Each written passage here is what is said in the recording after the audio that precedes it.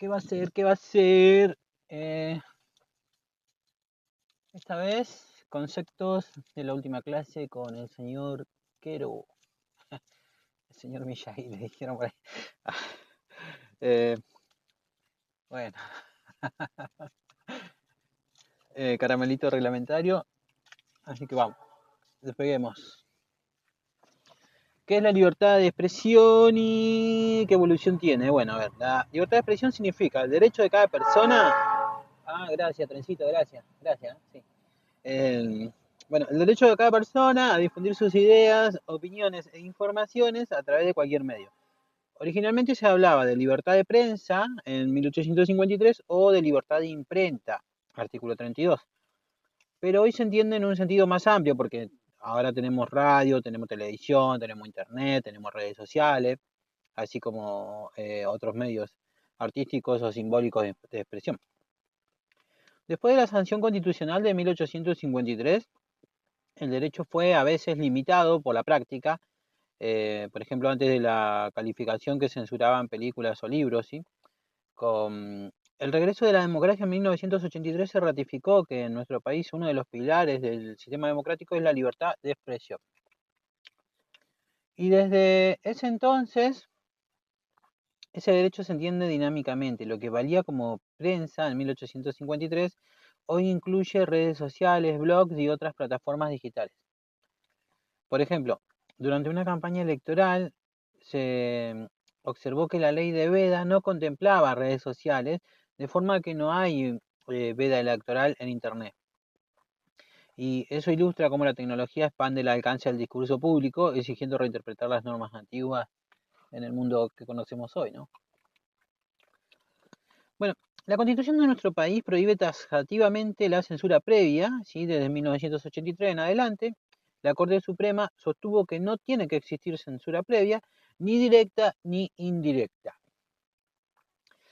Censura previa directa es cualquier prohibición legal de difundir una idea. Por ejemplo, ordenar a un diario no publicar cierta noticia, lo cual está vetado por el artículo 14 y el artículo 32. Censura previa indirecta se da cuando se limita el medio de difusión, como por ejemplo escasez de papel, hacemos que no le llegue el papel, le quitamos publicidad oficial, eh, son formas de censura indirecta, ¿no? Bueno, lo que la Corte también considera que es inadmisible.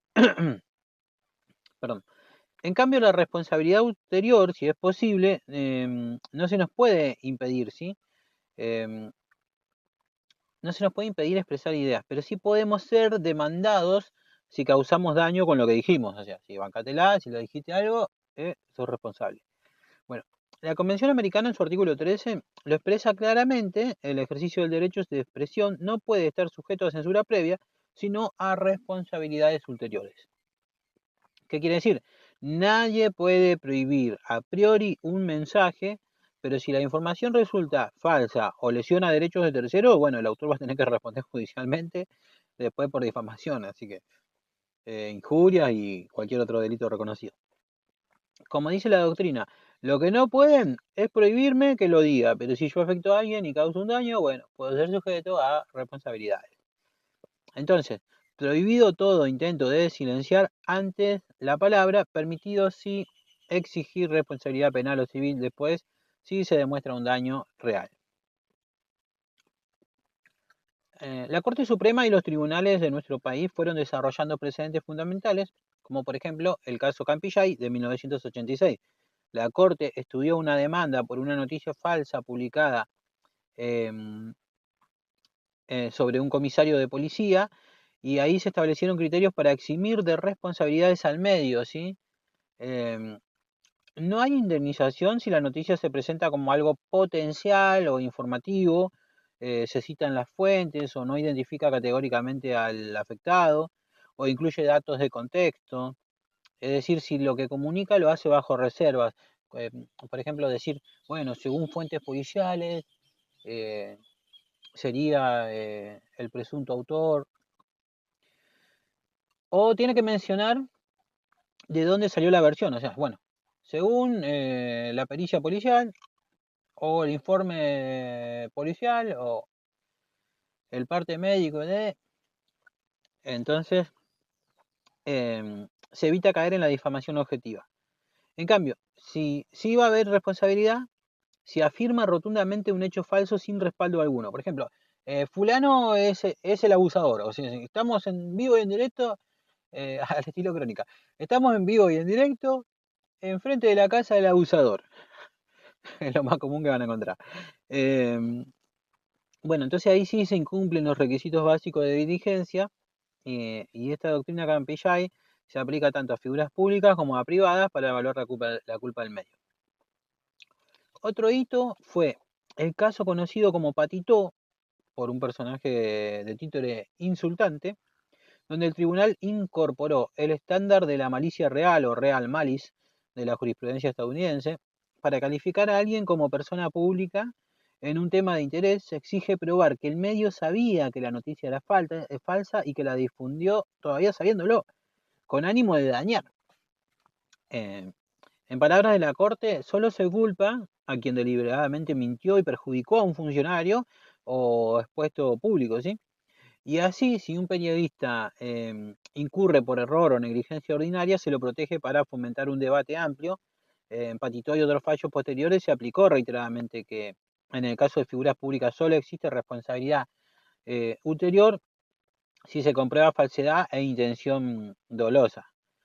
Este estricto estándar, que fue heredado de Nueva York con el Times contra Sullivan, apunta a evitar que la amenaza de multa silencie críticas o denuncias contra funcionarios, ¿sí? Hay un tercer caso clave, que es el de Kimmel contra Argentina del 2008, ¿sí? Donde la Corte Interamericana de Derechos Humanos invalidó delitos del viejo Código Penal, como el desacato, que sancionaba las críticas a funcionarios públicos y ordenó reformas. El fallo indicó que cualquier regulación a la expresión debe provenir de ley material y formal. Respeto pleno al artículo 14, ¿no? Tener un objetivo legítimo, ser adecuada al fin y necesaria en una sociedad democrática. Siguiendo a Kimmel, nuestro país eliminó el delito de desacato y algunos agravantes de calumnias e injurias. Y desde entonces cualquier limitación legal al discurso exige un encuadre claro, proporcional y predeterminado, sin castigar opiniones o críticas ofensivas, sin más justificación. La libertad de prensa, la libertad de expresión, perdón, protege también opiniones ofensivas o polémicas, siempre que no crucen el límite del odio criminal. El derecho internacional y nuestra jurisprudencia distingue entre simples ofensas y la apología del odio. La Convención Americana, en el artículo 13, inciso 5, prohíbe expresamente la apología del odio nacional, racial o religioso, cuando constituya una incitación a la violencia o a acciones ilegales contra personas o grupos por motivos de raza, color, religión, origen, etc. Esto significa que es lícito, aunque molesto, insultar o criticar a alguien, una expresión ofensiva, ¿no? Pero no incitar a agredirlo o discriminarlo por su pertenencia a un grupo protegido. Como señala la relatoría de la Convención Interamericana de Derechos Humanos, solo caben restricciones en circunstancias limitadas, esencialmente ante manifestaciones que promueven violencia o actos ilegales. De hecho, sobreregular o criminalizar ideas amplias puede vulnerar el debate democrático. La UNESCO advierte que definir el discurso de odio de manera laxa conlleva el riesgo de censurar críticas válidas. Entonces, la opinión ofensiva está protegida, mientras que la incitación real al odio, como los llamados al linchamiento de una minoría, no lo van a estar. Bueno, con la expansión de Internet surgió el debate del derecho al olvido. ¿Puede obligarse a los buscadores a eliminar datos personales del pasado? Bueno, en nuestro país la Corte Suprema analizó esto en dos casos emblemáticos. En Rodríguez, del 2018, una mujer aparecía en fotos de un sitio de acompañantes y pedía que Google borrara esas referencias. La Corte consideró que el buscador solo dirige al contenido y que no crea la información, y por eso la discusión se centra en dónde están los datos y en la responsabilidad de quien los publicó originalmente. En ese fallo Se reconoció la gravedad del daño sufrido por Rodríguez, pero se cuestionó la vía jurídica para hacerlo. Después, en el caso de la exconductora Natalia De Negri del 2020, quien había participado libremente de un programa televisivo décadas atrás, la Corte fue más tajante. Al tratarse de un evento público en el que ella había consentido, no puede aplicarse el derecho al olvido para borrar su propio pasado, ¿sí? Según la sentencia, restringir retroactivamente la información pública de Denegri sería limitar injustificadamente la libertad de expresión. La Corte razonó que aceptar tal reclamo iba a abrir la puerta a eliminar todo dato histórico que no sea deseado, incluso hechos trascendentes, ¿sí? Lo cual constituyó una pendiente resbaladiza, peligrosa. Entonces, estos casos ratifican que en nuestro país los buscadores no están obligados a olvidar noticias o imágenes públicas del pasado, sobre todo cuando los protagonistas tenían carácter público y accesible. En el pasado, el debate público giraba en torno a los diarios, radios y televisiones. Hoy los medios de comunicación tradicionales conviven con plataformas digitales, donde cualquiera sea, puede expresarse masivamente. Las redes sociales, blogs y podcasts se volvieron canales centrales de información y opinión. Este escenario presenta desafíos nuevos. Por un lado, bueno, amplía la diversidad de voces. Cualquiera puede publicar un video viral o un tuit masivo. Y por el otro, dificulta aplicar regulaciones antiguas. Por ejemplo, como vimos, las leyes electorales originales no previeron redes sociales, lo que planteó dudas prácticas durante las campañas. Además, los buscadores como Google, las redes, tienen algoritmos que filtran contenidos, pero no son autoridades con límites constitucionales. Entonces, la jurisprudencia de nuestro país dejó claro que calificar de censura el algoritmo de un buscador sería equivocado. Este solo enlaza la información ya existente.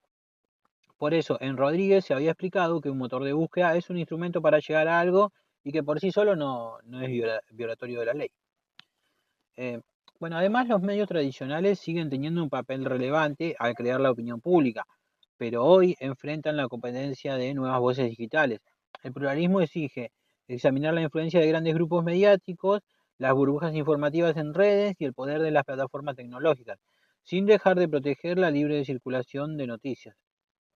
En todo caso, se reitera que no existe censura previa en nuestro país, ni la TV, ni Facebook, ni Google pueden impedir que se exprese una idea antes de publicarla. Y cualquier regulación tiene que pasar por una ley, ¿sí? Artículo 14, y buscar un fin legítimo. Bueno, como complemento de la libertad de expresión existe el derecho de réplica o de rectificación. La Convención Americana reconoce que toda persona afectada por informaciones inexactas o agraviantes difundidas públicamente tiene derecho a exigir una rectificación o respuesta mediante el mismo medio. En la práctica esto significa que si un medio publica un error manifiesto sobre alguien, esa persona puede pedir que se publique la corrección, rectificando lo falso, o que se dé su versión de los hechos. Es importante diferenciar esto de la mera discusión de opiniones.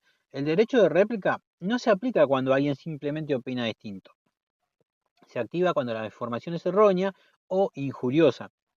La legislación de nuestro país, por ejemplo, la ley de servicio de comunicación audiovisual, prevé estos mecanismos para proteger el honor y la verdad. En todo caso, la réplica no exonera de responsabilidad ulterior. Como dice la Convención, rectificar un error no anula la obligación de responder legalmente si se causa un perjuicio. Eh, bueno, hasta acá con esto y nos vemos en la próxima, ¿no? Nos escuchamos, nos sentimos, todos juntos.